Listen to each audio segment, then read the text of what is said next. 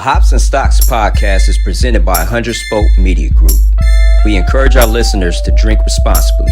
Please note, we are not financial advisors. We do not offer or provide financial advice.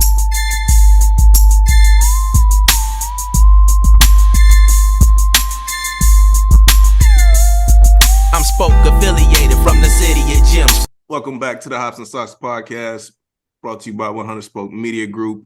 This is episode 75, 3/4 to 100. True. 100. We are knocking these pods out, man. With ease. Sincerely. I think I forgot there was a stat early on that I had read that most pods don't even survive a year. So kudos to us. You know what I'm saying? Episode 75. Just keep knocking out these milestones. Can't wait to get to 100. We're gonna do something special. Man. We're gonna do it big. Yeah, do it big, man. Might have to. What we say, that September? Yeah, we still got to procure a date and a location. Oh my God. Still got a date.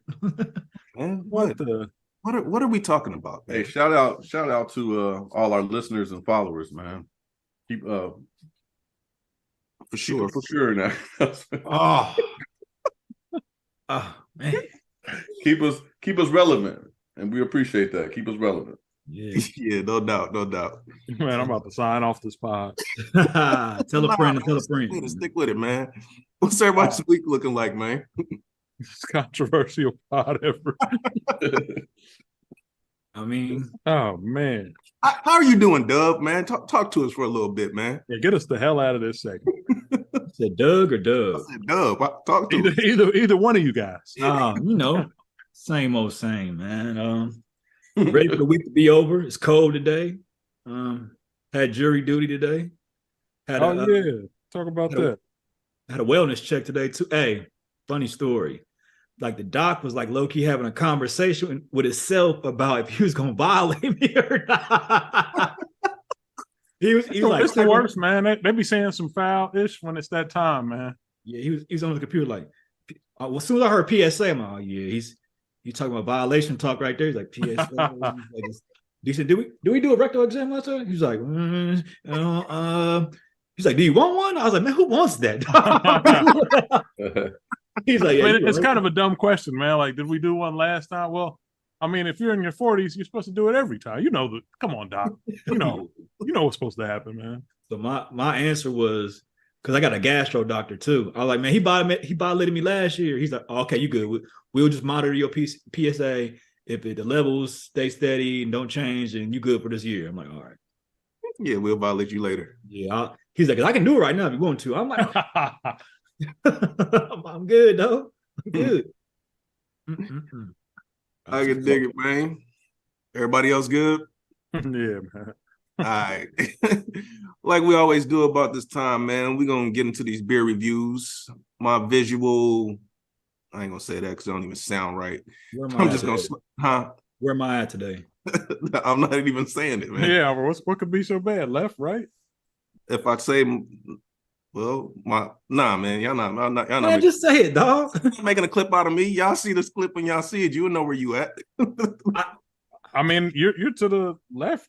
You must be underneath them. Yeah, Doug figured it out. You know what I'm saying? Let the educator tell y'all. I mean, it's nothing like that on my screen. Oh man, You guys are next to each other. He's at the bottom. He's on the bottom. I'm at the top of mine. Nah, I think the visual when we put it out, it's what shows up on my screen. Okay, I got you. You know what I'm saying? So yeah, we're gonna slide on right up out of this, man. What you drinking on, brother? I don't even see what's controversial about positioning. I mean, you talking about sliding on out of it. Just as bad. Yeah, let's talk about this one. This one's called Daughters of the Sea. See, that can work. It's black. Can't really see too much on it. But this is a salted caramel pastry stout. It's coming in at 13%. Woo. It's Mason Ale Works is the brewery. Yeah, I've heard that one before. I can't remember if we've had it on before. I think we did that before because we thought it was Mason, Ohio, and they ended up being somewhere else. Yeah. Okay. So this is out of San Diego. Shout out to Vern, our guest last week. But yeah, had this sitting out for almost 6:45. So it's already poured up. Motor oil. Looks good. It's probably sweet. Yeah, it smells sweet.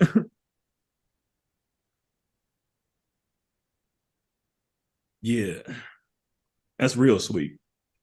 It's overly has that caramel note in it. Damn, that's all I'm tasting.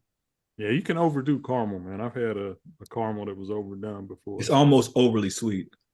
I don't see how you can drink more than one of these. I probably can't even drink this one, but it's definitely caramel forward. It's not overly boozy. It doesn't have that bite on the back end. It's not a bad beer. It's just real sweet.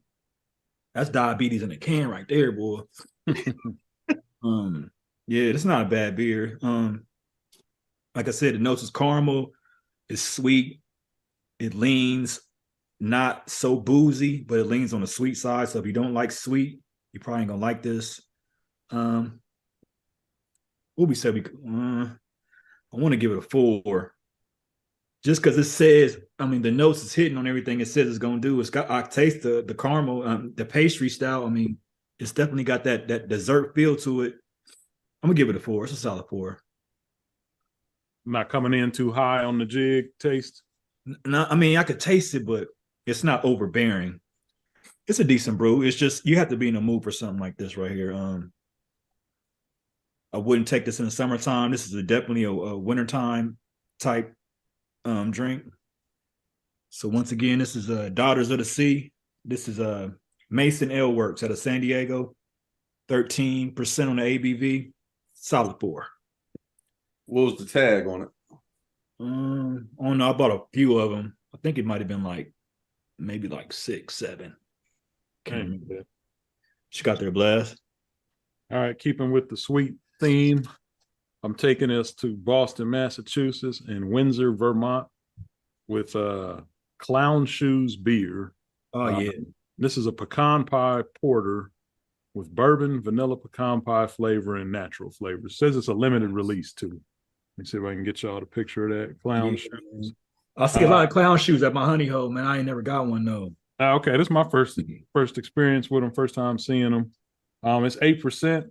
Says it's sweet and toasty. It's got a long story on the back, but I won't go into that. Something about a pie eating contest, all sorts of other stuff. You know, this is what we looking like. Porter could be good, could be not. What kind of contest? Pecan dessert No. eating contest. Mm. You can see the porter's light, man. That mug is wiggling all in the glass. You like it? No. Oh man, That was crazy. Well, I mean, a pecan. I mean, Yeah, that was a wild reaction, man. Right. I was at a loss. use an immediate. no man, This ain't it. not it, man. I don't know what this is, but I mean, I'm gonna give this a 2, and we on to the next. We on to the next, man. Okay, I had a question. I mean, does it hit on what it says it's gonna hit on? No, there's no pecan pie taste in this thing at all. There ain't. It says porter with bourbon. I ain't getting that. Maybe they hit on the natural flavor. Maybe that's what I'm tasting. Tasting dirt. Hey, natural trash out here. Naturally nasty. Damn, a 2. Is that the lowest? It I might be think the Dub lowest. gave something to 2. 2's a low for me, man.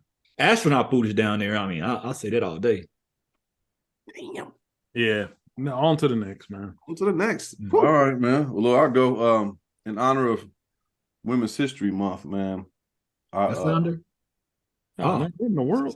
See It's, some street side. Street Side. Yeah, This is body- called Scars Are Beautiful, man. And it's a let me kind of read to you. It says, my scars represent beauty, change, and continued growth.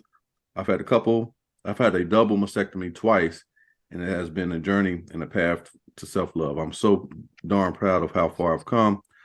Let's normalize scars. Let's celebrate body changes. This is Jess. Jess, obviously, is a female. She's a brewer and breast cancer survivor. That's what it says. And Kingship Brewing Company. So this must be a collaboration with Street Side, and just in honor of women's. Hold on, she's a breast that cancer. artwork is dope, man. She's a breast cancer. What? It says Survivor. I was kind of thrown off too. Survivor, Provider. I'm kind of, I should have looked it up, but yeah, it's a New England IPA with Lupomax Citra, Lupomax BRU1, and something called Cyro Pop at 6.0. So it's not real strong, but it's a New England IPA. So let's see how they do, man. Just this courtesy of Courtney from our honey hole. So she recommended this. New England's always solid. It's a solid beer. Color looks good though. Yeah, it's a nice color on it. What EF with that? It's good, man. The citrus is refreshing. So this can easily go into spring season, summer season. Yeah, you F with it. I think everybody F with it. It's just, I like to just make sure, hops and stocks, we recognize and we respect all women who've gone through the tumultuous time of breast cancer and those survivors. So we want to, salute you this month. And the beer is good. It's a good beer, Jess. I'm not sure Jess was behind the making of it, but it's a good beer. I'll definitely revisit it. I would probably give this something close to you would hate to call it trash, or you know what I mean, but it's pretty good. Yeah. Can you almost make a connection between color and a good beer? Like, because every time we see a beer that color, like, it's got to be good. It's got to be good. Like, what makes us think that? I would hope it's the citrus note, or something from that hop. I don't know, but it's good. It's refreshing. I would give it a 4. Were we doing trash or no trash? Nah, we were just joking. We can't do that. We can't do that. This is not trash. It'd be so controversial, the trash thing. Yeah. So big up to all the ladies, Women's History Month this month, man. We've already had our trash for the day. Yeah. Wow. Clown. Hey, what you got? We got old E. All right, man. I'm taking it up to that shitty state up north. We got some founders. This is from their bottle shop series called Mango Magnifico. This is an ale, and they got a little brief description. It says Mango Magnifico's delicate sweetness is punctuated perfectly by the heat of habanero peppers, proof that fruit beer does not have to be a one note.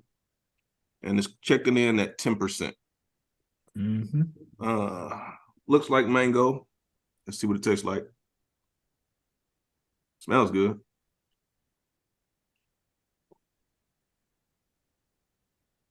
Look like apple juice. Hold on. This is questionable. Hold on, this is peculiar. Okay. I don't dislike it, but I don't love it. On the nose, you do get that fruit smell, that mango. So it smells delicious. But when you take a sip of it, it smack you in the face with jig.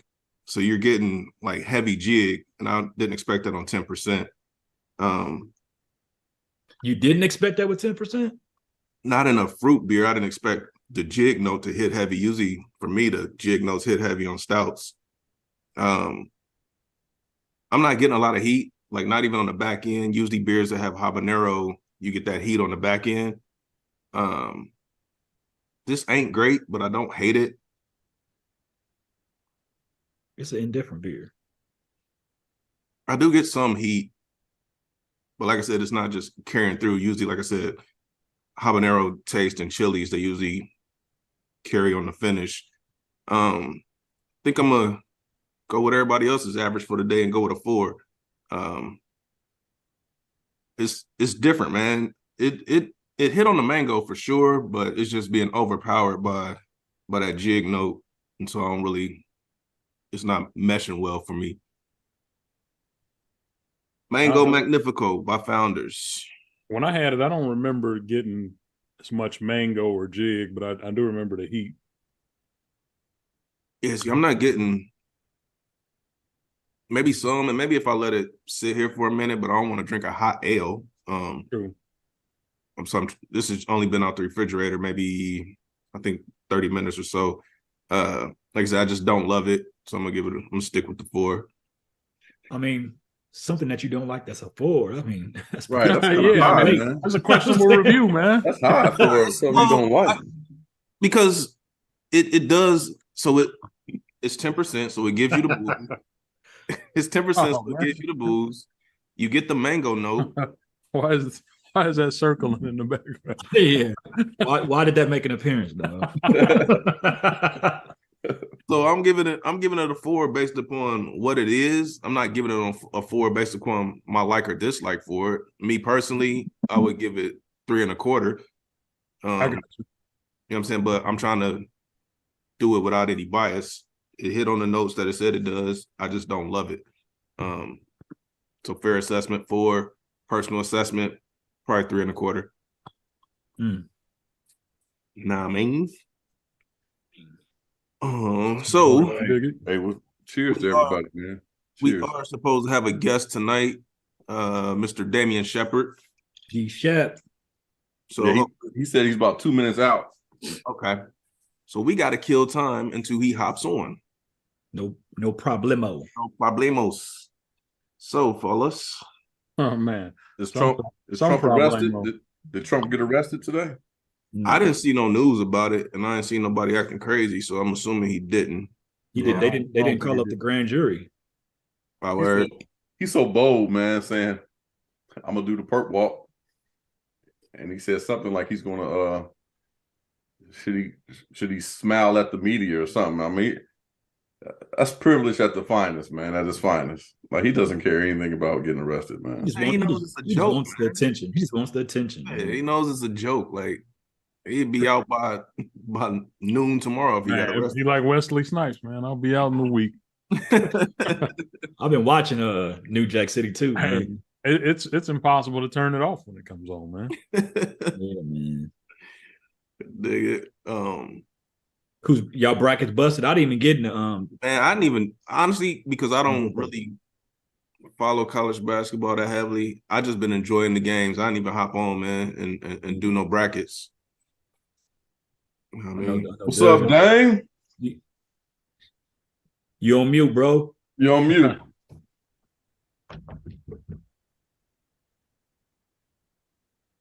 Blast, did you hop on in the brackets? What's good, Yeah, fellas? I hopped in. Hey, man, good seeing you, man. Glad you hopped on with us. Yeah. Likewise. I appreciate the opportunity, man. I just realized I ain't really chopped it up with you guys in real life in a minute. Right, it's been a while, man. Yeah, it's been a minute, man. dog. Man. Couple homecomings ago. Yeah. Yeah. So, as y'all can see, we want to introduce Damien Sheppard. Damien is the owner of Man Pro, CEO, and Drug War Veteran Clothing. Dame has a background in fashion. Very in-depth bio that I've scrolled over. You know what I mean? But I tried to keep it short. Oh, that's a short version? Oh, man, yeah. I That's scrolled the down short to the version. bottom. I was like, man, let me see what business this cat owned real quick. So I just highlight that. You know what I mean? But we're gonna go ahead and kick it over to you, man, and let you introduce yourself, talk about your background and you know what I'm saying, things that you got that you're working on. Hey, Dame, do me a favor, man. Yes, Aesthetically, if you can turn your camera so it's sideways so we can get the full, if you can do that for us. I don't know. Okay. Because I know E is over there having a conniption. Hey man. Yeah. Much better, much better. Yeah, thanks, man. Yeah. No doubt. So I guess I can start it off, man. My name is Damien Sheppard. A lot of people call me Dame Shepp. I kind of coined myself Mr. Get Dressed years ago, just kind of playing around, and for good reason, it actually stuck. And people actually call me Mr. Get Dressed when they see me. It's That's a dope so name, weird, man. but you know, That's a dope name. you gotta roll with it.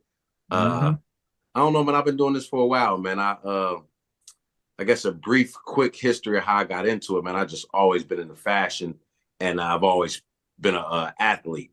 And I think it was my senior year, I was kind of like I still didn't know what I wanted to do when I went to college or what I wanted to do in my life for real besides basketball. But when you ain't, when you good, but you start looking at them numbers like, okay, I might not make it all the way there. You kind of start looking at other stuff that you're kind of good at. And fashion has always been my passion. And I really started out like sketching like basketball outfits, like little shorts and jerseys. Like, we grew up under the Fab Five. So them long shorts, it kind of changed things. And I really just started sketching out basketball clothes. And after, a handful of sketches, my imagination got to working, and I kind of just took that mesh and that nylon and started, thinking about if it was khaki or denim or leather or something of that nature. And I can honestly say, man, from that point, man, it just took off. And I graduated in 95 from East High School, and I kind of had like a walk-on scholarship to Norfolk State University. I had to get down there and do the work, but I went down there and handled my business. And I majored in fashion design. And I think there is where it kind of just took on a life of its own, because I'm down in Virginia, man. You got people from DC, New York, Maryland, Connecticut, New Jersey, Carolinas, and just in Virginia alone, all the cities and states down there, they was just dressing different, like completely different than anything I had seen in Ohio. And I had been a few places. And I don't know, man, it just took on a life of its own. I came up with the name down there, and I just ran with it.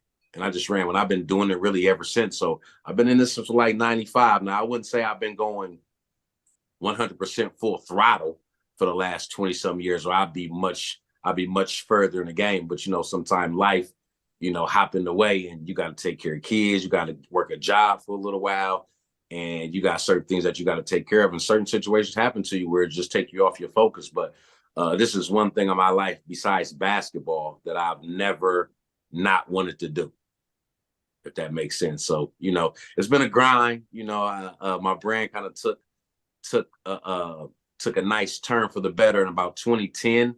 One of my homies put together a fashion show. I kind of helped him out, and I actually put about anywhere between 6 to 8 to 10 pieces in the show, and also styled some of the kids that was in the show. So it was kind of like one of them turning points where I was kind of like, finally, I'm back in the mix, and I've been going hard since then. Hey man, tell us about that experience, having your own clothes in the fashion show. Like, what's that like as far as, do you get to pick the model, or, what's the structure behind that? That's pretty interesting. It's a lot that goes into it, man. I can honestly say I've done shows that were, top tier, and I've also done a handful of shows on the Chitlin circuit. and it works different each way. But a lot of great producers, man, will pull me in and they would ask for my advice. And a lot of times we would just start out with just doing, first of all, they'd think of the theme for the show, and then they would do like a model call. And a lot of times the designers are present during the model call, and being that I'm just strictly in menswear, one, we didn't have a lot of men coming out because a lot of men just aren't into it. And the ones that did, might not fit the look of my brand. I've ran into that several times, but for the most part, I kind of started looking for my own models, like guys who would actually fit the look of what my clothes would represent. And I've had been pretty successful there. And even came to a point where, like my dude was like, bro, I don't want to see nobody else in your clothes. I like you. I like the way you dress. I want to see you in your clothes. So I start taking more pictures of my own. But as far as fashion shows is concerned, it's a beautiful feeling, man. And it's so crazy that I never get to see him walk up the runway because we're in the back. Right. So we kind of got a different view. I've been trying to sneak my head out the little crack to see him running down the runway. And when we come out the end, we get to see the little final walkthrough. But for the most part, we don't really get to see from the crowd's perspective because we're working in the back. And it can be extremely hectic, bro. Like, it can be extremely hectic. I did a show in Dayton, went by myself, grabbed a room, took all my clothes down there, met all the models that day, got all their shoe sizes, jetted to one of like a Payless or like a shoe carnival, grabbed kicks for everybody to fit my looks. Right. Did the show, knocked the show out, went and got a room to stayed there that night, woke up next morning, took all them shoes back to the store.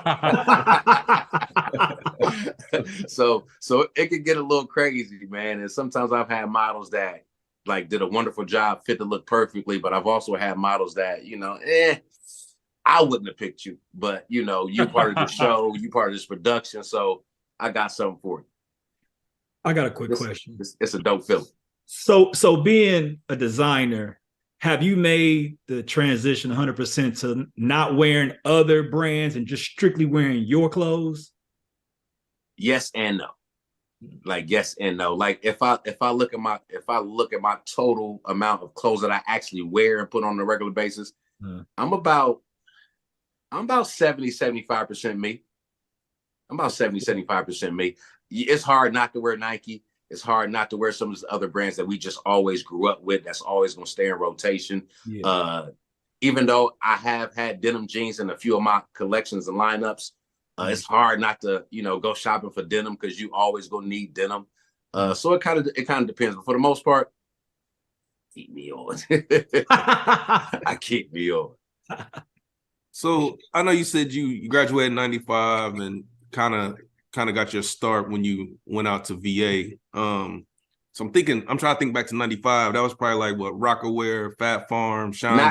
Not quite yet Rockaware, but definitely Fat Farm, Averex. Yeah. And you got to think, we're from the Midwest. We kind of like some Levi kids. We'll grab some Levi's or some regular pants, but we throwing on a Nautica or a polo shirt. Yeah. And that's going to be it though. When I went to Virginia, bro, they had polo shirts, pants, belts, hats, scarves, gloves, hoodies, jackets, socks, Tommy shoes. They was like really dressed from head to toe on a whole. I never seen nobody in a complete polo fit with the backpack, with the pullover, with the bubble coat. They was just different.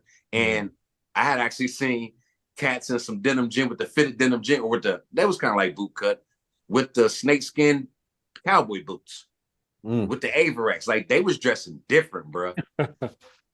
Yeah. So did you take your inspiration from the urban brands or like your Polo, Nautica, Tommy and stuff back then? It's a good question. I would say I was always influenced by them because they were around.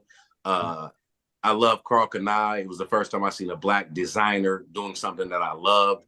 I didn't necessarily like his clothes per se. I liked some pieces, but I wasn't really a Karl Kani type of guy. Even though I had a couple pieces, it just wasn't my thing. I was a little more casual and preppy. So I leaned more towards the Polo and the Tommy because I was kind of like pretty boy fresh a little bit. So I really went all the way into the big clothes and gouty clothes, all like that. So it was influenced from a little bit of everybody, but I tried to really garner my own aesthetic. Man, Karl Kani was overpriced, man. I could never buy that shit, man. Ridiculously overpriced. We're still in high school, so we really weren't always making our own money then. Hey, man, I had to catch that stuff at Value City, bro. Well, y'all cats was in Polo and Tommy, and Karl was hired in Polo and Tommy? Not when you got discount stores. You can get a Polo for a hot little $35. Gotcha.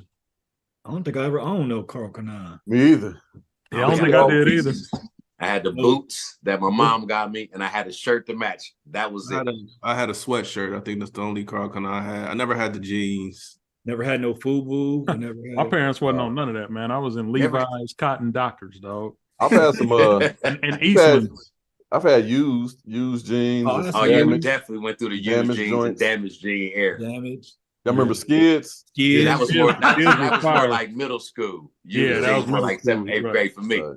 Every school year, my grandmother would give me her charge card to Lazarus at the time.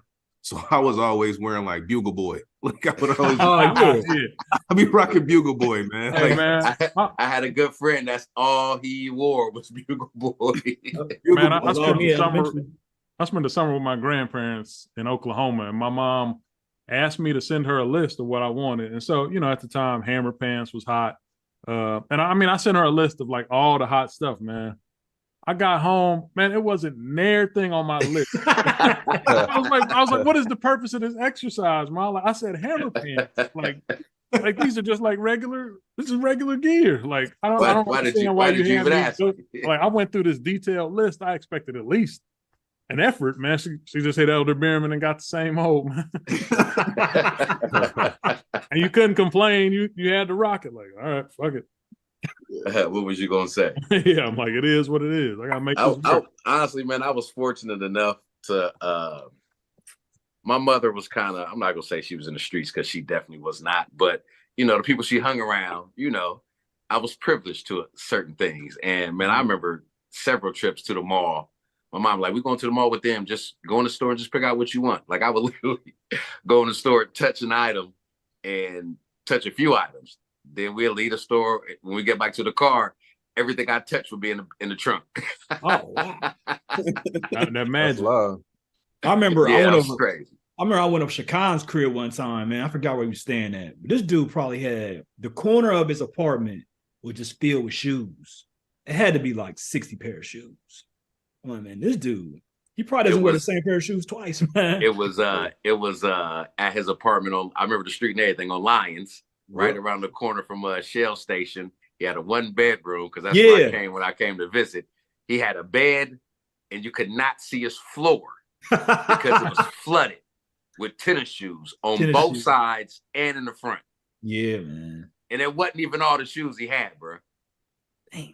In your bio, you mentioned working for was Just for Feet. Mm-hmm. Yeah. Billy and I worked with Shekan. I think Shekan he likes to tell the story that he got his own. And he did. He put me on, but he said I never worked. He said I just I was gonna say he said you never worked. Yeah, you didn't come one day, dude. I never remember seeing you there ever. He never came. Hey man, I used to just go to get on the ladies, man, for real. You know what I mean? See what's so crazy? Kind of hang out with him. Billy, you know what I'm saying? Billy, he used to work. I mean, he was getting your grind on. See, I remember Billy working. See what's so crazy is, let me tell y'all a quick story. This is so funny. When I got back from Virginia, I kind of lost touch with my brother. And I happened to get a job. I don't know if y'all remember Lennox. When Lennox first opened up, they had a Just for Feet store there. One of the dudes I went to high school with ran it. He hired everybody. If you went to our high school, he hired you. So I got on quick.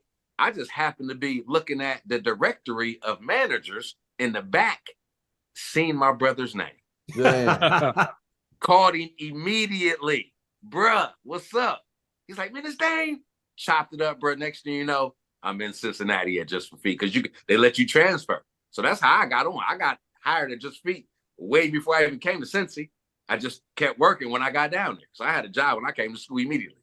Damn. So that retail bro was down there running that whole thing, bro. We killed it. Yeah, he was. Talk about how that retail experience kind of like, helped your career out in the fashion business and what you I can honestly say, man, every job I've had has played a major role in showing me how to kind of run a business and take care of customer service and fill orders and do fittings and do alterations. Like I worked at the shoe store. I worked at the tuxedo store. I worked at Devereaux's, which was, I can't think of what it was before it turned into Devereaux's from down there, but that came from Cincinnati. Our dude Chuck, who went to school down there that we met when we was down there, he brought Devereaux's here. I was one of the first people he contacted. I got a job almost immediately, and I just grew from there. Like I had already had somewhat of a little bit of popularity as far as fashion and style goes. And that store kind of opened it up because I would literally have customers coming in. I would already have fits put together for them. Like, bro, I got these shoes. Where my fit at? I go in the back. I got these laid out for you. Sometimes they'd take one. Sometimes they'd take all the fits. Like I would have, they would be mad at me because I would have customers in there waiting on me. Like I'd be doing a whole display wall. And they'd be like, yo, we waiting on Dame. He got us some fits ready. And they'd be like, nah, I can help you. They'd be like, nah, we're going to wait. I mean, so, I had kind of established myself there, but I love selling stuff, bro. Like I worked at T-Mobile.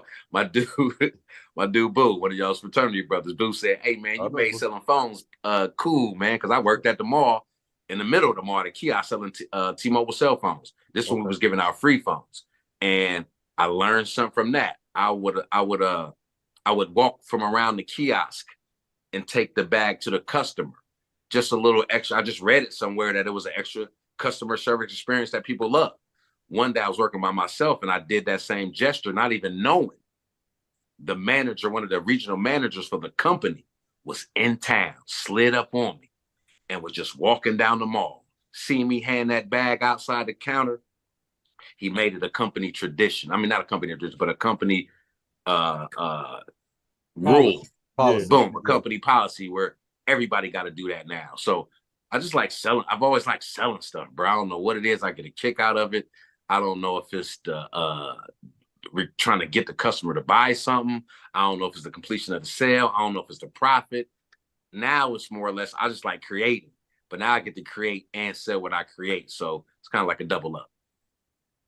So, how do you go from, I'll correct you on one thing you said. I ain't grow up watching no damn Fab Five. I grew up beating the Fab Five.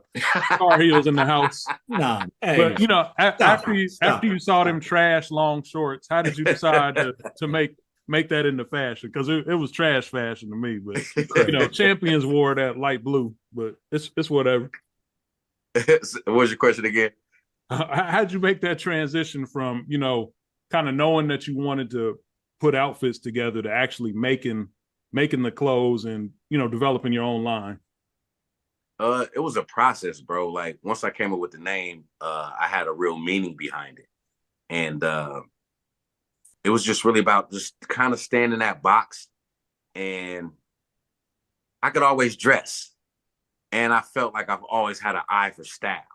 Like I've always felt like that. So it was just trying to come up with something that was a little different, still kind of me, still kind of based off the theme and aesthetic of the brand that I'm trying to create. But what it was more about over the years was just really understanding the process. Like I could sketch all day, but if I create a shirt or whatever the case may be, how do I get it from here to here? Mm-hmm. And that took years. It took years because like now you can go on Instagram, bro. You can find a manufacturer in a push of a button.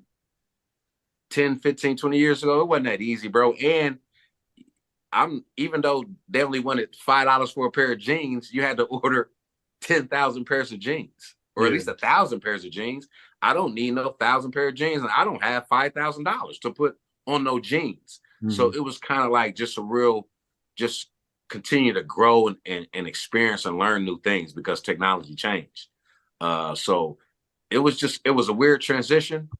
So I definitely appreciate your question, but it was something that just kind of flowed that came about over time as I learned more.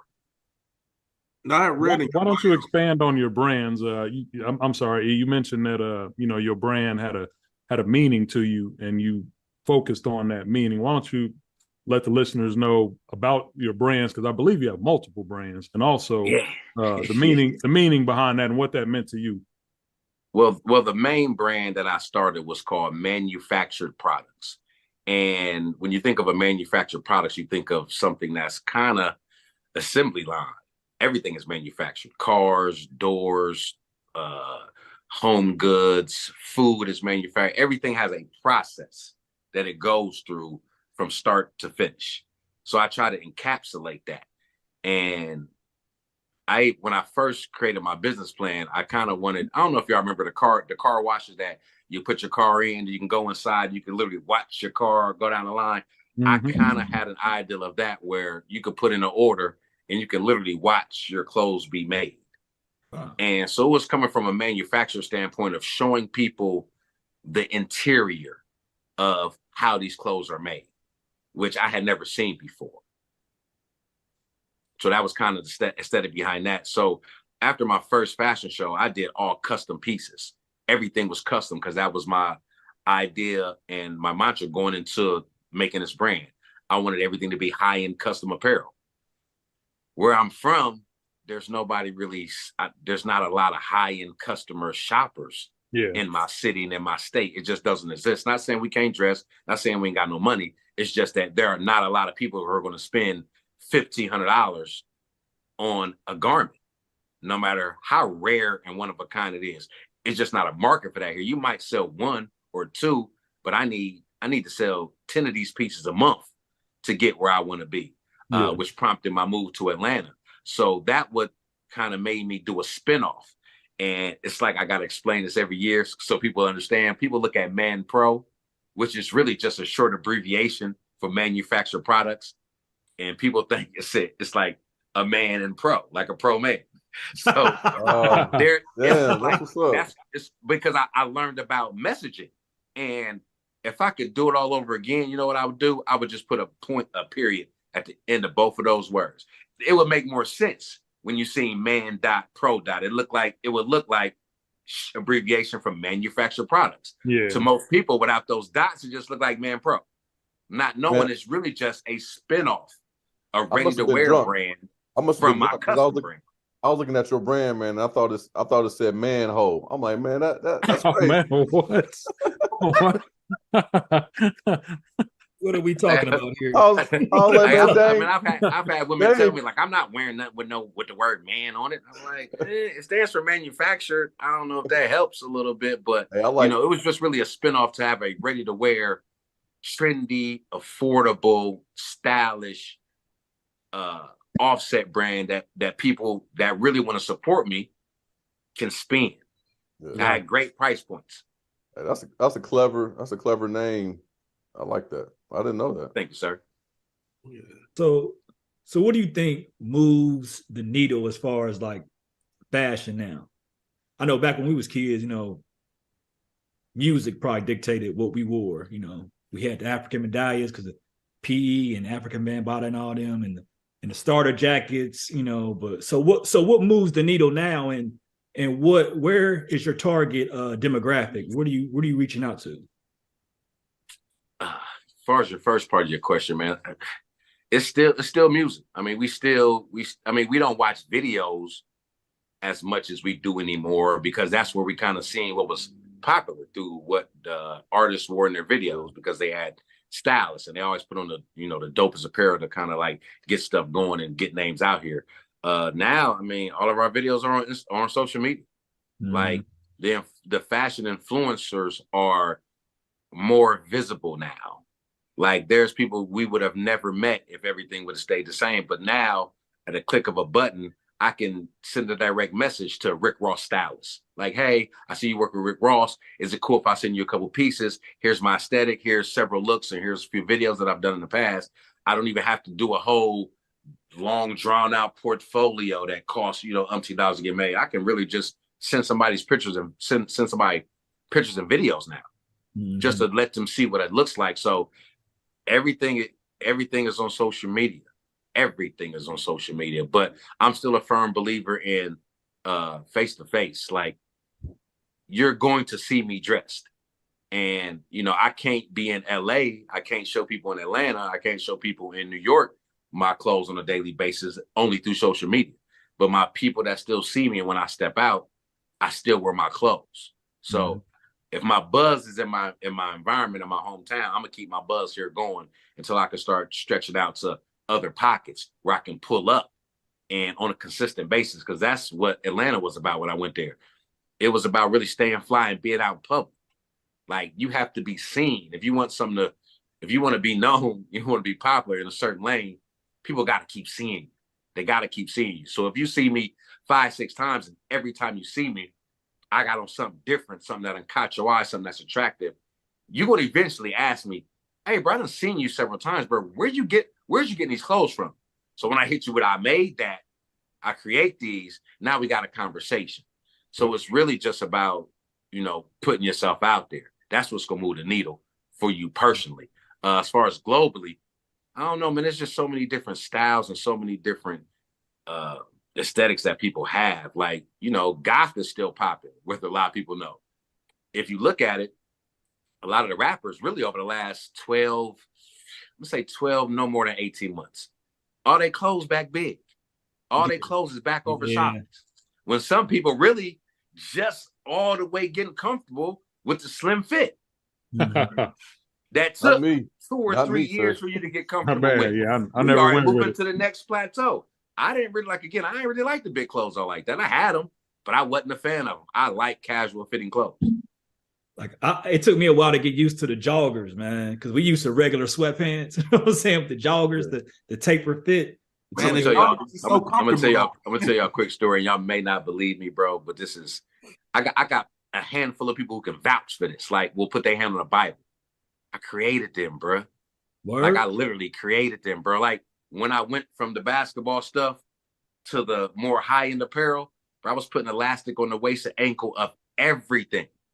So when I go to Virginia and I get my seamstress to put the elastic on my ankle of my Tommy Hill khakis and on the waist, I wear them to a football game. And I don't know if y'all we've been to football games. You know how stacked they be, but I'm at an HBCU football game. And I had never seen, I'm only 18, bro. I had never seen this many black people at one time in one place in my entire life. Like I'm hot. Like I ain't never seen this many black people, bro. And I'm fresh. I just happen to get dressed this particular day. And the dudes I'm with, like, dang, what is in, bro? What kind of pants is in? I'm like, bro, these is Tommy. I just had my seamstress put the little switch on them real quick. He was like, bro, them is crazy. And I got so many compliments from so many different people, young and old. I knew I had something. So this was in 95. I went to the magic show, which is not a magic trick show. I don't know if the magic show is like a trade show for every brand and every department, from shoes to book bags to purses to women's clothes, men's clothes. But it's a place they meet in Vegas twice a year, and pay for myself to go. And I'm really looking for a manufacturer because I got a couple dollars now. I need to find somebody that can make my clothes because it still ain't that hard, ain't that easy to reach out to these people. I took a whole trip and went to one of the booths, and what did I see?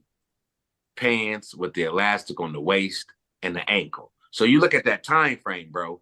I'm talking about 1995. I ain't see these pants again besides me making them till 2013. People still wearing them khaki pants with elastic on the waist and ankle, joggers, 2023, bro. That's a long time. But at 18 years old, I ain't know how to go get no patent and, how to label this as mine because, it already existed. There was already elastic in the ankles and waist of pants. So you couldn't get a patent for that. But literally, bro, when I say on my God, I literally have the word joggers sketched out. I mean, written out under a sketch that I had from 1995, bro. Don't tell me these joints is about to go back out of style again, because I just got used to wearing them joints. Nah, they're functional.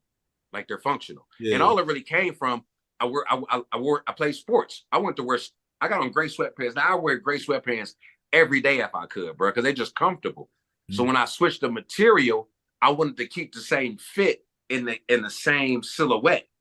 I didn't like boot cut jeans. I didn't like wide cut jeans. I didn't like cuffing my jeans. I even seen the New York dudes would roll their pants leg up and put the rubber band around it. Yeah. I was like, nah, that ain't it, bro. Hey, but I couldn't tell nobody my secret because I didn't want nobody to know. Like, bro, just put elastic around the ankle. You know when we used to taper our pants at the bottom? Yeah. We used to real tight.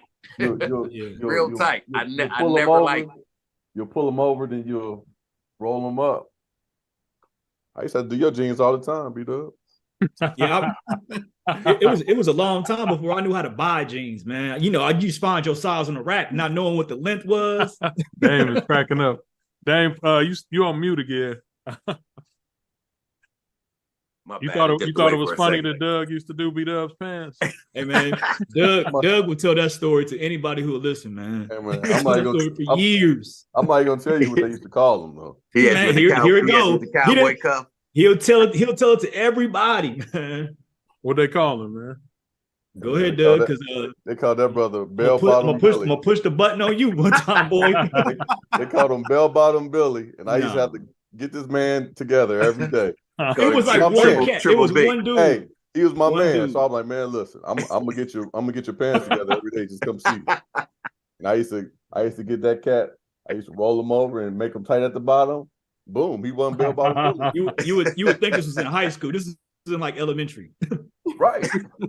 So it is true though. I've had your back since elementary school. So it is true. You told the world like we ain't homeboys. Hey man, because nobody gonna bully you, man, because you had bell bottoms. I was gonna make you right. I'm telling you, he's told this story. We was at a reunion, like a school reunion. He told the whole table, like he loved telling the story. Hey man, because it's a good wholesome story, man. I'm telling you, Tony, It's, probably told it's like a story 100 of brotherhood and It's a fellowship. fashion story. It fits. Yeah, I mean, it sounds like Toles was an early seamstress. Nah, man, he's trying to make a joke. I was doing my If you really had my back, you wouldn't have told it 50 million times. But I got you. I'm gonna push that button on you though. Hey, Dame, I got two Say questions. thank you, man. That's all you got. One, in your bio, it said that you took up sewing lessons. Mhm. So are you currently still manufacturing clothes yourself, or are you outsourcing? Or a little bit of both. Depends on what the order is for. Like I said, I've kind of like tried to really just master the process. When that order comes in, I know step 1, 2, 3, and 4 to get that product done, product completed into that customer. So if it's embroidery, I know I gotta go holler at my embroiderer. I gotta send him this file over here so we can get that. So I still, if you can see behind me, I still got the machine. Like we still work. Like I still press. I still tag my stuff. I do outsource stuff. So if I get like I'll get a random order for, let's say I got one just today for 30 work shirts that want security on the back and embroidery on the front. I know the process. So no, I'm not about to do a lot of the work, but I know where to get the product from. I know how to order the sheets to get pressed on there. And I'm gonna drop that whole box off to get embroidered. And I'm gonna pick that box back up and go take it to the customer. My work was minimal, but the profit was cool. And I ain't really do a lot of work. So it's really just mastering that process of what needs to be done. And I still print for myself. You know, I still get orders. I still print for myself for for 2 of my brands. My CO brand, that's straight up outsourced because of what goes on it. Okay. Second question I had, have you gotten any celebrity or athlete looks?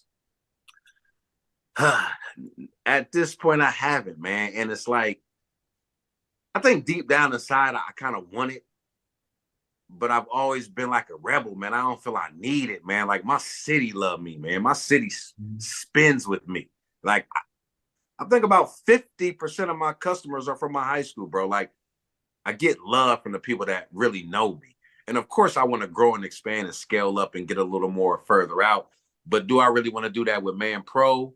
Or do I want to spend the majority of my time focusing on this custom high-end stuff that I know I can take more globally? So I don't know, man. I still get joy out of it. And one of my dudes like, bro, you still on the block hand to hand. I said, man, I say, but I still love it though, bro. Like I still got a passion for that hustle. Like I'm one of the last people, if you order something, I'm one of the last person to touch your garment. How many people can say their designer, the person who made their clothes, actually touched their garment and has something to do with it? It's not a lot.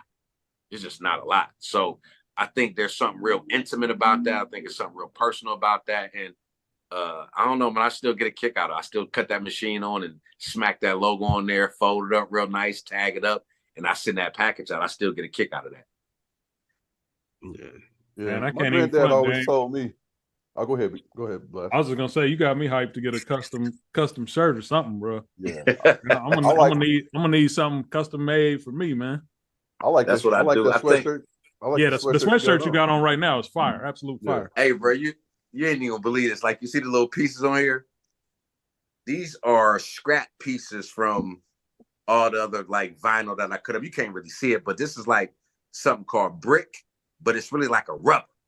And I just took all my scrap pieces, cut them up, gave them a little symmetrical shape, and just pressed them on here. Like I definitely took the colors and put them on here 15 different ways. Came up with this. I probably wore this joint one time. I just seen it in the closet and threw it on. Like, it's a one-on-one. Ain't nobody got this but me. Right. So That's I dope. still get a kick out of this. Could I probably market it and sell it? Yeah. But when you got so much going on, like I've learned that, bro, you can't, I'm not a fast fashion dude. Like I've tried it. I'm not an H&M. They got fast fashion. They kick that stuff out because they can. I've learned as I've gotten older, bro, you got to learn how to curate product. Like I could throw something out there and it might do good, but if I'd have just sat on it for a little bit, added something here, I could have probably charged more and sold more. But I was so in a rush to get the product out that I didn't take my time and curate my idea.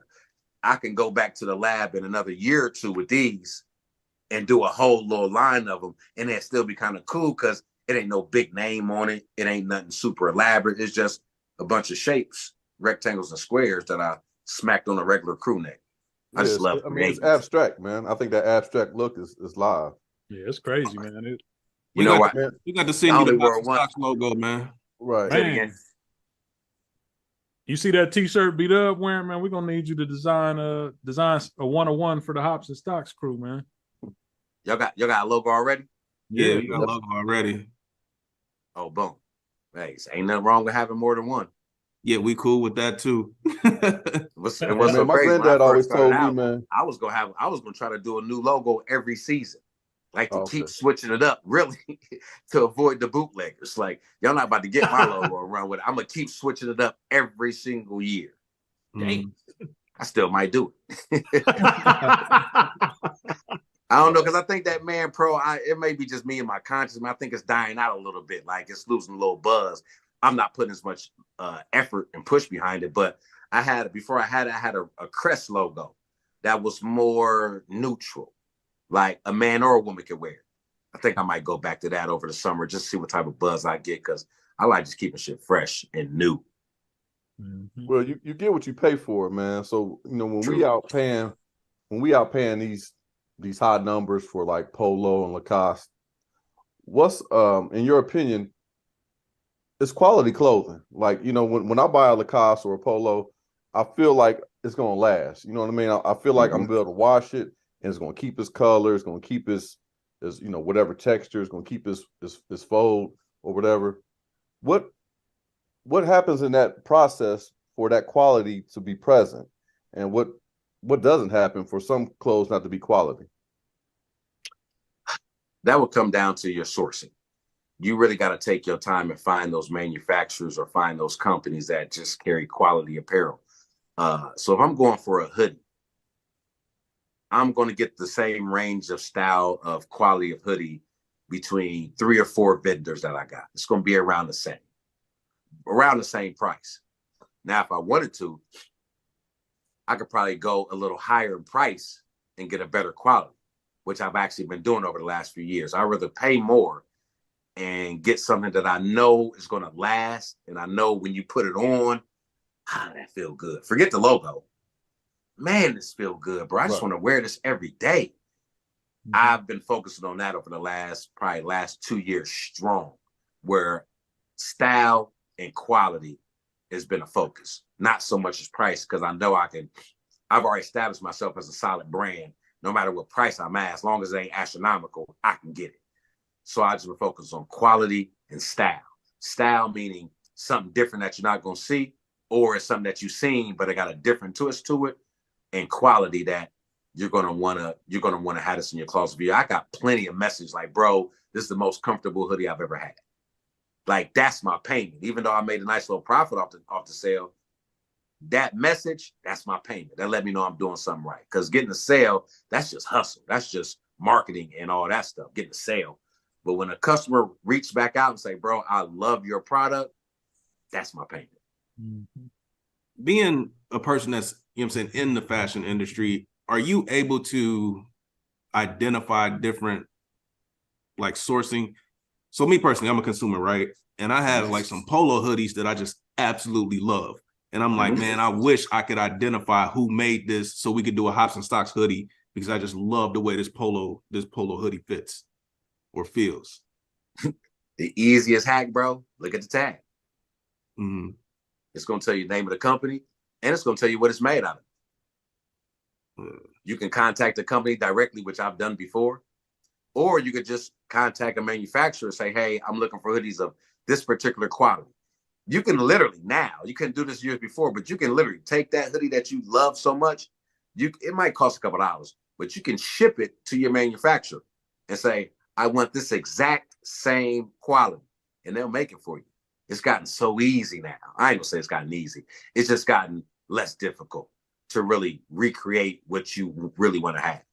Yeah. Normally you have to send in a tech pack. Tech pack is, if I want some jeans done, I got to give you the measurements and everything to a T and put it in a certain format. Now I can just send you the jeans. Like, hey, bro, I want my jeans just like this, but I need this here. I want this changed. I want these pockets like this. and you can pretty much just alter something that already exists. So I can't even kill this beer, man. It's so keep nasty now. Yeah, mine too, man. It's a little bit better, but it's still in the twos. yeah, It ain't climbing out of the twos. I finished mine. It's about to be a sink pour. It got better. Well, I don't want to say it got better. The notes, that jig taste mellowed out, but drinking a warm ale is not how I want to consume an ale. So I'm gonna stick with the Not at all. 3/4 on this joint. You mess with craft. You mess with craft beer, Dane? You know what? I ain't never really been a beer dude, bro. Okay. And you down there in the A, man. They got a lot of black-owned breweries down there, A man. lot down there. I'm back in Ohio now. Oh, back in Till my Ohio? son- Okay. Till my son graduate. But bruh, if he graduate on Sunday, we're flying up out of here Sunday night.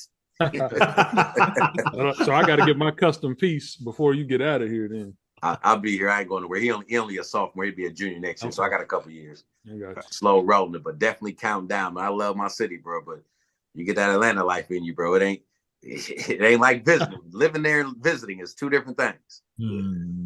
So Dane, for our listeners and whatnot, drop your socials. How can people get in contact with you? How can they contract you for some custom-made pieces? And anything else that you want the listeners to know before we sign up off here? Okay, super simple, man. I've made myself over the years very accessible, like very accessible. Just no problem to get at me about anything, questions, inquiries, whatever the case may be. Facebook is Damien Sheppard, DAMIENSHEPPARD. Name of my brands on IG is Manufactured Products, spelled straight out. One of the other brands I started strictly for the city is called CO. Everybody who's from here kind of like knows what that means when you hear it. It was just an idea I had a handful of years ago. I finally put it in motion, got some samples done, and everybody loves it. At least people here. I just dropped some varsity jackets for them. They got a great, super dope buzz. I just been slowly but surely just building and adding on to that brand because it's a niche product. Like somebody from Dayton or somebody from Cincinnati or somebody from Cleveland may not feel it because, you know, it's Columbus. But even though Cleveland is still CO, Cincinnati is still CO, but they don't call it that. They call it Cincy. They call it the land. And what we call Dayton. This called Dayton. No, you just call Dayton the best. That's what you call it. Gym City. I got big Gym City. So it's kind of like a niche product strictly for my city. And then I just dropped something that I've been working on probably like the last 6 to 8 months called Drug War Veteran. And those was hard, bro. Them hoodies. Appreciate it, bro. Yeah. I didn't go extra crazy with the logo. Like I didn't get super intricate with it. I kept it simple, but it's the meaning behind it. I think we've all are veterans of the drug war, whether directly or indirectly. We know someone or know of someone that, you know, was affected by that war that they put on us, bro, that we're still fighting to this day that no one's ever going to win. So that one got a sentimental value to me. So, you know, I got a lot of people who like that as well. It's got a pretty good buzz, but it's all about continuously building. And probably I haven't set a date. I got about 5 to 6 potential students right now where I'm really just about to take these people, and I knew it was going to end up being younger adults. I'm about to take them from step A all the way to step Z, from getting their EIN, registered with the state, business license, vendor's license, logo, graphic design, social media marketing. I'm setting them up with all my vendors that I've worked hard to get over the years and establish these relationships. They'll have access to that. A business credit master who knows exactly what she's doing. Like I want to put these handful of people in a position where they can really start from scratch to build their brand and launch it. Something that took me, you know, damn near over a decade or two to try to do it in the next, 8 to 10 weeks, where I'm meeting with them once a week as a group and once a week individually, just making sure they're on the right path. And that's the next biggest thing on deck. Clothes, I can make them. We can get dressed all day. That ain't no problem. But so custom orders, people just normally hit me. It's a simple process. I come get your measurements. And if you have an ideal of what you want, could be a little easier, but I've even taken people to the fabric store just to look at swatches of fabric and really go from there. And really just go from there. So if you got an idea of what you want, cool. But if you want something from scratch, we can get that done too. I just got a nice plug to some very high-end luxury fabric that I'm gonna experiment a lot with over the summer. So you may see some nice, real plush Louis shorts. I mean, some shorts with the Louis print on them, just to kind of like throw some different stuff out there. Yeah, Hey, see, man, I can you got make a summer trip to Vegas, Dame. I'm gonna need some of that freshness. Got you, bro. I think we need a drug war vet hoodie with a brick with a Hobson stamp on it. That'll be hard. That would be actually hard. I want some of that fine fabric for that'll be hard, bro. Hey, it's crazy. I done had a couple of my dudes hit me up like, bro, you need a triple beam on there. I'm like, bro, I don't really want to make it so much about drugs per se. Come on, man. Just give us but that's a dope idea. And what's so crazy, I got a crazy imagination. I seen it. When you said it, I seen it. We need 4. We need the brick with the H&S stamp on it. You need us to send the measurements? That'll be hard. Hey, send me the logo file in y'all sizes. I got you. Got it. I want to bring back the zoot suit, man. You know, I want to bring back the zoot suit. Not really. No, you don't, for real. It's a good idea in your head. Some of that Detroit red, man. Some of that Detroit red. Hey, did you drop your like IG socials? My fault. Yeah, manufactured products for my custom and my Man Pro. Drug war veteran. That I think is just actually drug war vet. If I'm mistaken, I just created that a couple weeks ago. And my CO is COLOH614, and that's the same thing on Twitter, Facebook, and Instagram. You can definitely find me. And what's so crazy, bro? You know how you create some. I forgot there are a few little drug war vet little situations out here. And that comes into play where long as your design is different, you don't run into no issues. The name can, long as it ain't like verbatim, you got designs and things are set up a little different. Like the one that I'm familiar with, they only had hats. So that ain't no problem. I ain't even got no hats. So things like that, you got to be mindful of, because, bro, you throw something out here without doing your research, and you'll end up with a cease and desist. I had one of my homies hit me the other day, like, bro, I got this little brand that's kind of the same name, but it ain't the same as this. I'm like, well, I'm in a different lane, so I think we cool. So let's keep it cool right now. If we run into a hassle, we'll sit down at the table as grown men and chop it up. But, you know, he ain't trying to copy, but he also wanted to put me on like, hey, bro, I just seen this. We got this in motion. I hope it ain't no problem. I'm like, nah, bro, as long as you ain't verbatim. Know what I mean? Right. We cool.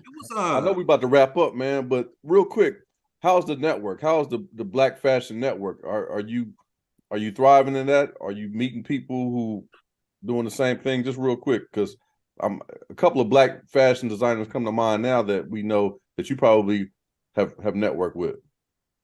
We've grown a lot in the city, man. We've grown a lot. Like when I was younger, I'm gonna say even 10 to 12 years ago, there wasn't a lot of me's. Okay. I had one dude, Corey Winborn, who does he does men and women, high end, like Brooke Cole, and he sold everything. Brooke Cole. He's like my big brother mentor. But really wasn't nobody out here doing nothing. But now that I've over the decades some change and me being in these shows and meeting a lot of different people, you come to Columbus now, bro. It's a lot of custom clothers here, and not just suits and bespoke. You might get a couple urban little joints. I just met a dude a couple weeks ago at a fashion. I mean, at the Funny Bone. He had the Louis leather, and I'm already like, bro, where'd you get that from? He's like, bro, I made it. Tapped in immediately. Like, I got to be around you because I need that energy for myself, and then to keep it going around the city. So even with the class that I'm doing, I want to create some of them people. And they have the Columbus Fashion Alliance, CFA, Columbus Fashion Alliance. And my dude Yogi, who was doing so much other stuff before, but he done created something downtown in that district that he kicking out 10 to 15 kids every quarter that's creating new brands. Bro, they got all the machines and everything down there, bro. Like, we're really becoming a hub. Like, to the point where I'm not going to have to go to Cali and India and Pakistan and China to get nothing done. We're going to be able to do it here. The dude you just mentioned, he's from the city, ain't he? The dude you just mentioned, he's from Dayton, ain't he? Yogi? Yogi is Yogi. Short, light skin? No, that's other Yogi. This big Yogi. He had he had a public publication like Wall Street, Warhol, Wall Street. My fault, yo. I just can't think of the name right now, but he had like some other stuff going on. And he just took over this project. We got a lot of designers here that have done things with major celebrities. So like we definitely in the groove to really be a major fashion city. We already are. But to be a major fashion city in the next 3 to 5 years. Y'all remember Ken Lowe, Players University? I do. Yeah, he do. Yep. I think he got the new lines, Hustlers University, if I'm not Oh, mistaken. is it? Yeah, he brought Yeah. the shoe back because I believe he sold it and then bought it back. if I'm not okay. Back. Yeah. Yeah, we got a lot of talent here, man. It's just, when you're in the Midwest, when you faced up against other giants from New York, you ain't gonna get a lot of play unless you're in them pockets. Yeah. Man, who was it back in the day that did the HBCU hoodies? They coming back now. That's what Yeah. I'm saying. I couldn't remember who did them And back they then. expensive. They eating off of them, bro. George had one that was sweet. Yeah. Yeah, it was hard. Hey man, Dane, we thank you for your time, man. And I think you're our first fashion designer Yeah, man. on the podcast. So, that's what's dope. up, man. And Hey, you y'all had make my bro, sure you had my y'all bro, email you that had my man big that bro logo. here before, so it's like tradition. Oh Yeah. yeah. So Yeah, he was in season 1, man. He was like one of our first guests. Yes. That's my big bro. Yeah. Hey man, we want to thank you, Dane, for joining us. We want to thank the listeners for tuning in. This is Hops and Stocks signing off, episode 75. Appreciate it, fellas. Have a go, man. Shell of a man if we ever depart.